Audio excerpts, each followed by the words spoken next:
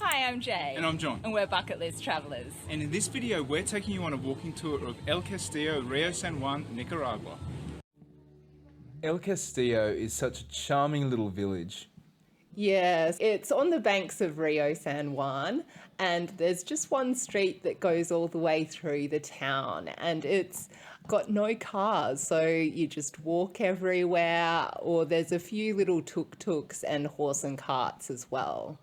But it's a really charming little town. It reminds me of a place that we went to in Belize. Oh, Cape Yeah. A small little village. It seems like everyone kind of knows each other. You can walk from one end to the other, and yeah, it's just really nice. It's a really lovely town to visit. Yeah, it's really charming. You can only get to El Castillo by boat. So we came here from a town called San Carlos, which is the capital of the department of Rio San Juan. And it took about 2 hours on the fast boat to get here. There are a couple of boats each day. Just make sure you check the day before what the times are. There is the fast boat, but there's also the slow boat as well, and that can take up to 4 hours to get here. And it was around 150 Cordobas each to get here. The fast boat and the slow boat are both the same type of boats. The only difference is the amount of stops that they make along the way. Yeah, and it's relatively comfortable. There aren't any toilets or anything on board, so just make sure you time your toilet stops accordingly. Yeah, and they give you life vests to use, so yeah, it seems pretty safe.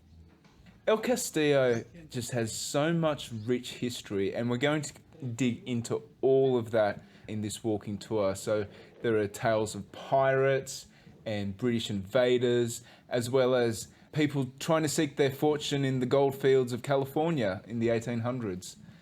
Yeah, it definitely has a rich and varied history. And it's pretty cool to actually be somewhere physically where all these stories of like pirates of the Caribbean were actually set. Yeah. Now here we've got a tour office, so it's Ideas. This is a tour guide that we went on when we did the tour of Indio Maize. So the Indio Maize is a biological reserve, and it has so much biodiversity. It's amazing. Yeah, we saw so much wildlife when we were there. There are poisonous frogs, we saw tarantulas, lots of different types of birds. We even saw toucans, so that was pretty cool. Yeah, and a crocodile. Yes. Tour was an all-day tour, and it was really well run, and it went for like a 10-hour tour. It was pretty good value. The tour cost a little bit over $100 for the two of us, and you get your own guide, go along the river. So we canoed along the river, and then we did a further tour on a motorboat. They took us on a walking tour of the natural reserve, and we got to even see an old abandoned steamboat which had been washed up on the shores. So yeah, it was all really cool. It was a very fun day out. Yeah. They really do a good job of keeping you entertained throughout. Even on the way back, they had Tonya beers for us to enjoy as we were floating down the river. And we also had some Coco Locos, which are rum in a coconut. That was really nice as well. Yeah. Highly recommended. So we just walked past a soda. Sodas are small little cafeterias where you can get lunch or dinner. They're usually quite cheap, so it was around 100 Cordobas each for a meal and a drink. It's really inexpensive and really yum. Yeah, so there are a few different eateries and little shops along here. We've got a little pulperia, which is a little local store that sells fruit and vegetables and other little bits and pieces. And now we've arrived at the port, so this is where you come and leave El Castillo. So there are no other ways to get to El Castillo. There are no roads. The only road is that river. Yeah, it's a really lovely way to arrive. 2 hours from San Carlos. The trip is actually around 55 kilometers from San Carlos to here. And it's a beautiful trip. It's really relaxing being out on the water. You see a lot of wildlife on the way, and it's just lovely. We just walked past a tarpon fishing sign. So another thing to do in the area is to go tarpon fishing. Tarpon are these really big freshwater fish, and the fishing here is quite world renowned. Our tour guide was telling us that in a couple of weeks' time he's got this big game fishing competition where he takes all these Taiwanese fishermen fishing for tarpon. Yeah, apparently it's a really big industry around here. It's quite popular coming and doing the big game fishing. I had no idea that there were people that would come internationally to fish, so that's pretty cool. And now we're walking up to the Fortaleza of the Immaculate Conception, or the Fort of the Immaculate Conception. So this is where El Castillo got its namesake, and this is really the source of a lot of the town's history. Yeah, so this fort was built between 1673 and 1675, and it was built to stop the incursion of pirates. Yeah, so the real pirates of the Caribbean. What the pirates would do would travel up Rio San Juan into Lake Nicaragua en route to the city of Granada, which was a very prosperous city in the 1600s. So you'd have pirates such as Henry Morgan and William Dampier, who both looted Granada. So the Spanish governors of the time thought, well, we need to stop this. And so they found this location as a strategically important location to build a fort to deter the pirates. So why they chose this location was because it was right over these rapids where the ships had to slow down to navigate their way through the rapids. The rapids were called Devil's Torrent. El Diablo? Yeah, Raudal de Diablo, I think. I think that's how you say it. Yeah, so they created this to deter the pirates, and all was well for, I don't know, there were no more pirate attacks after that until we got to the 1700s. Now, this was the next phase in the history of El Castillo, and this is when the British were trying to invade Nicaragua. And once again, the British were after the city of Granada, and if they had taken hold or taken over the city of Granada, they effectively cut Central America in two. So that was a really strategically important move by the British. And so in order to get to Granada, they would need to go through Rio San Juan once again and up through Lake Nicaragua. So there are quite a few historical battles that took place here to ward off the British. And one in particular was about a 19-year-old girl called Rafaela Herrera. Yeah. So she was the daughter of a captain that was in charge of this area here, and her father actually passed away in 1762, and the British found out that her father had passed, and she actually promised her father on his deathbed that she would defend this strategic location at El Castillo, and so true to her word she did. And the people that were put in charge were about to give up, and she gave a stirring speech, and she was trained in warfare, and she managed to hold off the British. So she's a national heroine now. So this battle was known as the Battle for the Rio San Juan de Nicaragua. And some of her heroics included setting fire to materials, setting fire to bed sheets, I think, and then and putting it down the river. Yeah, putting it down the river. So then that would make the British ships catch alight. So that slowed the British in their steps, so they had to retreat and work out another plan. And then what ended up happening was that she was able to fire cannons and sink a number of ships, and she killed the commanding British officer as well in the process. Yeah, so she was a very impressive person. And later in life, she was actually awarded a pension of 600 pesos in recognition of her efforts. Yeah, just a really amazing figure. And so the British had to retreat. and they weren't able to get through the fort on that occasion. There was another famous battle, which I think Horatio Nelson was the 22-year-old captain, and he managed to infiltrate the fort. And there were only 200 people manning the fort at the time. And he managed to hold on to the fort for about 9 months. However, his men succumbed to tropical illnesses and everything, and they had to abandon it 9 months later because they just found it too hard to live in the conditions of Rio San Juan. Yeah, so with the climate here, it's quite difficult conditions, and the fort ended up falling into disrepair. But it's been restored now. There's been a couple of different projects to restore the fort, and it's now being considered for listing as a UNESCO World Heritage Site. Yeah. There's even quite a story about the restoration of the fort. It had been over 40 years in the making. So firstly, way back in 1975, the Organization of American States and the Nicaraguan government commissioned an advisory study for the rehabilitation of the fort and the surrounding area.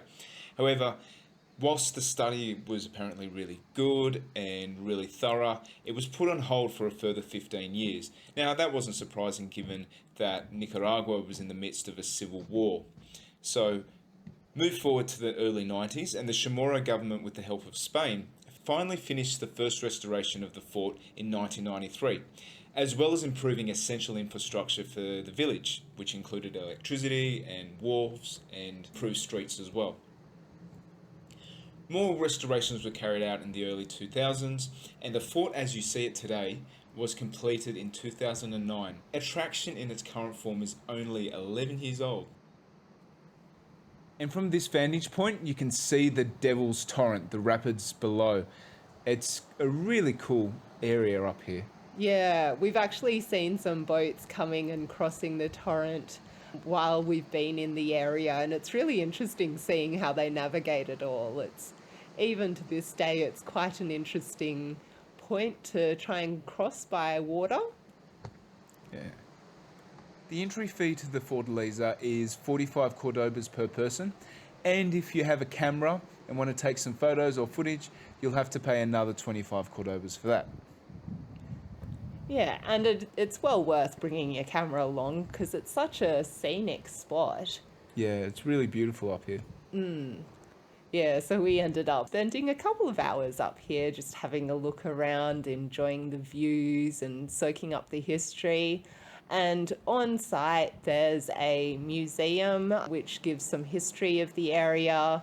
There's also a small local library that's inside the fort. And yeah, it's just a beautiful place to come and look around and take photos. Yeah, it's really beautiful.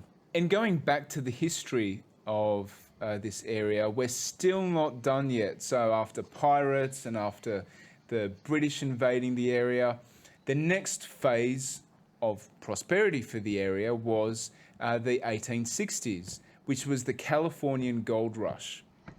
So gold was found in California, and so a lot of Europeans decided to make their way across the Atlantic and seek their fortunes in the New World. Now, it was quite a long ordeal to go from one side of the US to the other, which is where California was, on the western side. So one way to sort of cut the time in half was to travel to Nicaragua from the Caribbean side, go up through Rio San Juan, into Lake Nicaragua, then get off around Rivas, and then take a land coach, Stagecoach. or a stagecoach. This is the library. Yeah, we've just gone into the library. There's Ruben Dario, who is a big national figure, one of the most important figures in Nicaragua. He was a poet in the 1800s, and extremely famous, and famous throughout Latin America. He really was a voice for Latin America. And you will find him everywhere. There are monuments in parks pretty much everywhere in Nicaragua about Ruben Dario. Yeah, he's definitely revered across the country. Yeah. Anyway, back to the Californian gold rush of the 1860s. one way to cut the time in half was to travel to Nicaragua from the Caribbean side, go up through Rio San Juan into Lake Nicaragua, then get off around Rivas, and then take a land coach Stagecoach. or a stagecoach to San Juan del Sur, which is a little beach. Popular beach area. Well, yeah, a beach area on the Pacific side of the ocean, and then take another steamboat all the way up to California. That would happen in the 1860s, and so lots of Europeans came through this area, and it really was another renaissance for El Castillo. So a lot of the tourist infrastructure was set up. You'd be able to get lodgings here and stay overnight, and it really was a prosperous time. So that continued on for a number of years, and it also spurred interest in creating a transatlantic canal, much like the Panama Canal today. The first plans were actually around creating a canal in Nicaragua instead. So up through Rio San Juan into Lake Nicaragua, and then a further canal being produced towards San Juan del Sur as well.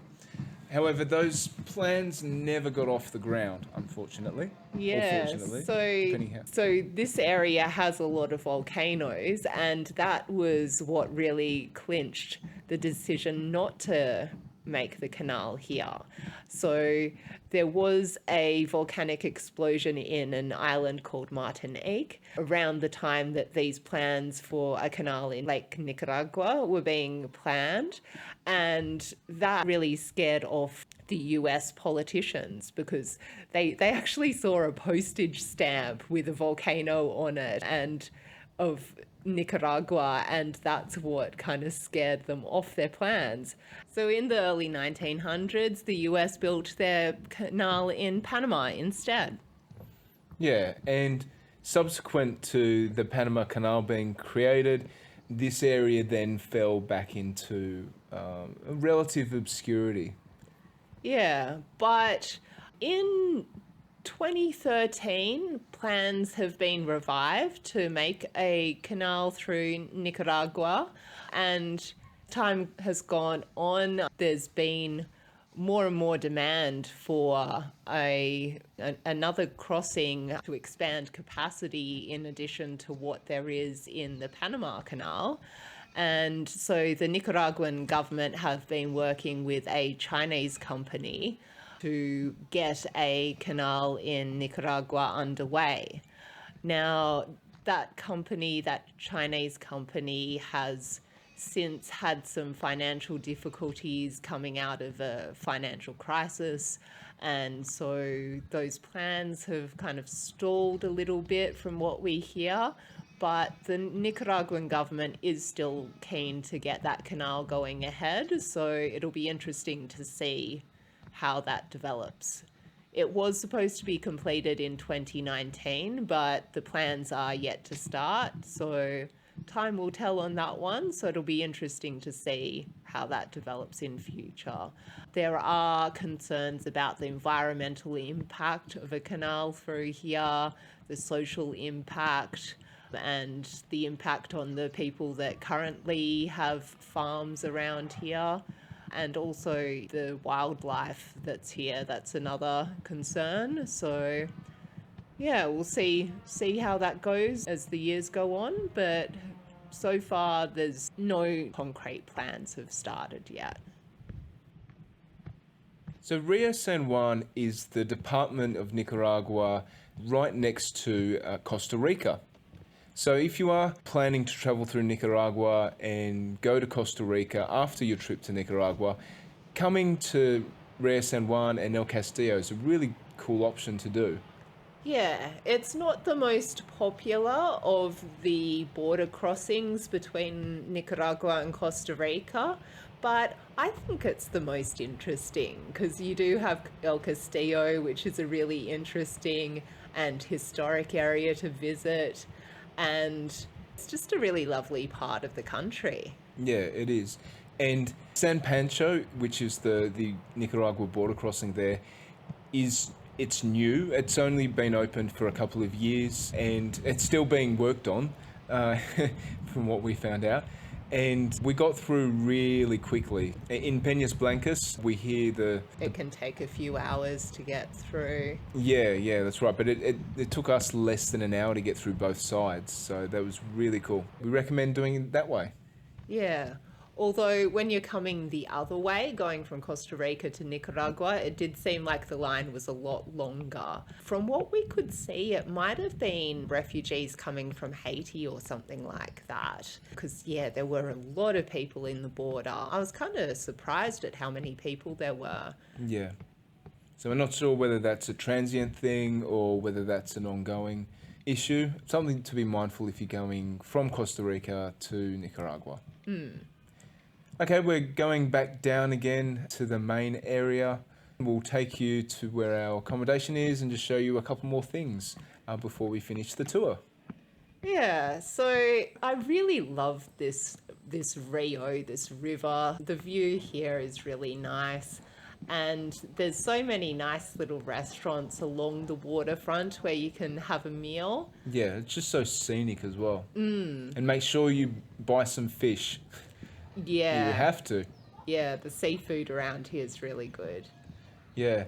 And we found ourselves quite lucky to be here actually, because when we were first inquiring a couple of weeks beforehand, this area had been subject to flooding. So where you are right now was all underwater. So it's just amazing how quickly the village has recovered. I guess they're used to flooding every once in a while because we are in the rainy season now, as you can tell from the clouds. Yeah. Yeah, we did notice that a couple of houses were being worked on while we were here. So it does look like there was some damage from the flooding, but they seem to have bounced back pretty quickly. Yeah. And just walking past here, you'll see there's a number of accommodation options. So Hotel Luna del Rio, a new hotel by the looks of it. Yeah, that seems to be a good option. Yeah, and it seems like there's a few different budget options, which is good. We've eaten at that Commodore, this restaurant right here on the water. It's right on the rapids. Yes, yeah, so... Raudal de Diablo. It's pretty cool seeing like birds going fishing here. There's another restaurant coming up on our left as well, which we've eaten at. I guess if you've come here for a few days, you'll pretty much have the opportunity to go to every restaurant there is here. There are some really nice options. Yeah, and it really isn't too expensive either. So generally, if you want a fish meal, it's generally around 150 Cordobas. That's like $4 US. Yeah, very reasonable. Yeah. Now, there aren't any ATMs in town, so make sure that you bring enough cash with you for your trip. Depending on the location, you might be able to... You might be able to use credit cards, but for the little restaurants, probably not. It's more of a cash-based society. Here, yeah. And we use US dollars. We use US dollars for the tour. Accommodation and the tour. Yeah. So just make sure you certainly cashed up before you arrive. We're now walking past the spot where the flood photo was taken. So this is the centre of town now. We've got a little children's playground there. We've got a basketball court, and there was the church on the right that we just passed. This basketball court here, there was a little celebration while we were in town for the bicentennial of independence while we were here. So that was pretty cool, seeing all the children dressed up and doing a bit of a presentation for that. Yeah, it was really nice. And there was a cultural dance as well. It was really nice.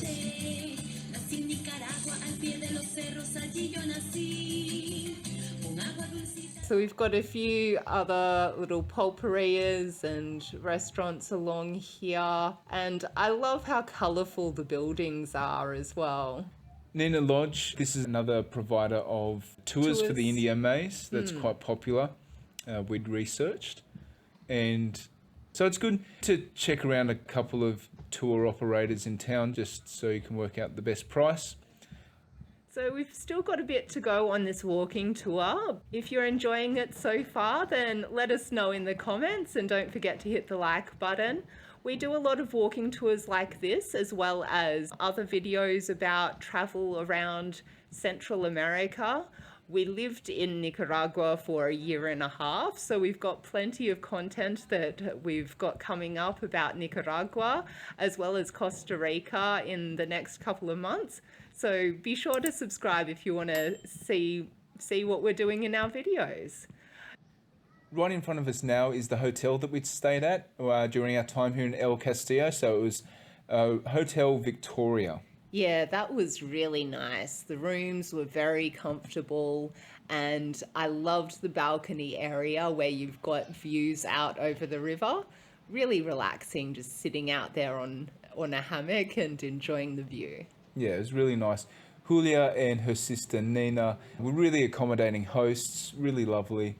And the breakfasts were delicious. Yeah, really nice. The only downside during our time there was that the internet was not working the whole time. So it was a little bit stressful when we were organising, trying to get over the border to Costa Rica. Yeah, because you've got to do your online health pass a few days before you leave.